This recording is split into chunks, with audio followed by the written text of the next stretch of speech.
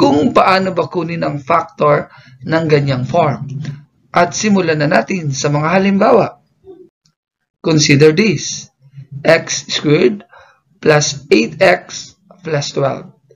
So for us to determine the factor of this trinomial, ang titignan lang natin ay ang constant term. So pag sinabi natin constant term, ito yung third term ng trinomial. First term, second term, and this is the third term. At ito yung ating constant term. Another important facts na kapag sinabing constant term, ito yung walang kalapit na variables. Kasi ito may variable, ito may variable, so ito wala. So yun yung tatawagin nating constant term. So, yan yung gagawin natin na una alamin ang constant term. Pagkatapos, we are going to get the factor of the constant term. So, ano nga ba yung mga factor ng 12?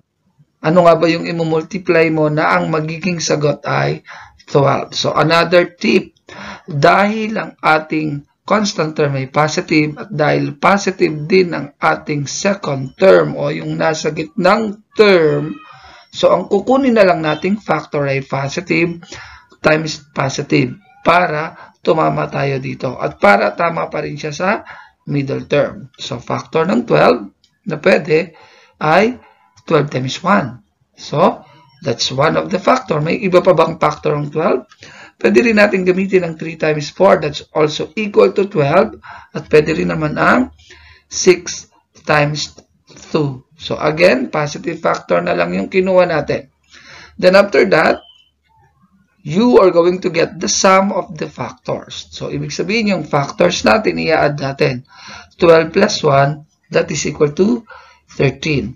So, hindi natin ito kailangan. Okay, so bakit? Kasi dapat titignan nyo kapag in-add nyo to or kapag in-add nyo yung factors, ito yung magiging sagot. Ay, ang sagot natin ay 13. Hence, hindi ito yung kailangan nating factors. 3 plus 4, 7.